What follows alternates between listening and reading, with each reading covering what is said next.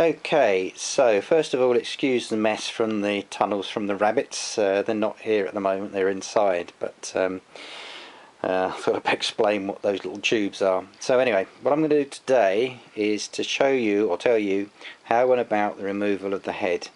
I've explained in a previous video this particular machine has got a seized exhaust valve, so I was quite keen to get the head off to have a look at that. And I wasn't sure the state of the piston, so again I wanted to get the head off and have a look.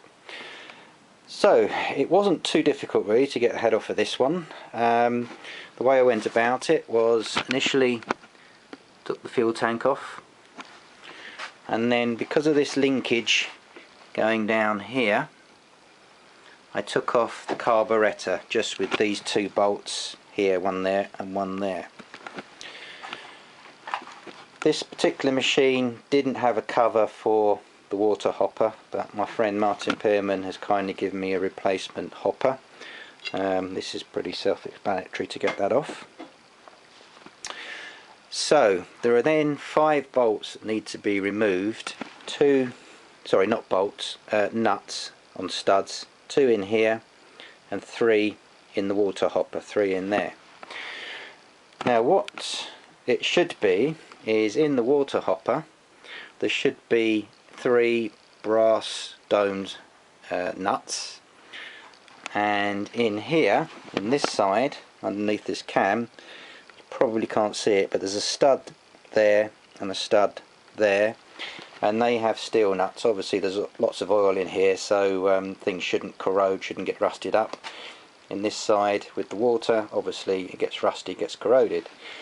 Now what someone had obviously been playing around with this engine before, and those 2 brass dome nuts that you see in there were actually in there, and then the steel nuts are actually in there. Don't know why they'd done that, obviously didn't know what they were doing. Anyway, obviously the 2 in here were easy to get off. The steel nuts in here were a little bit more difficult, but they weren't too bad. I applied some heat down here on this one. I managed to get that off, and then using my breaker bar I managed to get the other ones off, so it wasn't really too difficult. Well, one thing I should say, so what you need to do to get the nuts off down here, you need to remove all of this. The way you do that, and I have seen it on different engines, is slightly different I think, but you release this bolt here, and then you can tap this through. It will go through there and you can pull it out. Now you want to obviously pull it through slowly, and as you do so you remove each of these, the spacers and then these, and keep them in the order that they came out. So place them down in order, and then when you put it back together again, you put them in the same order.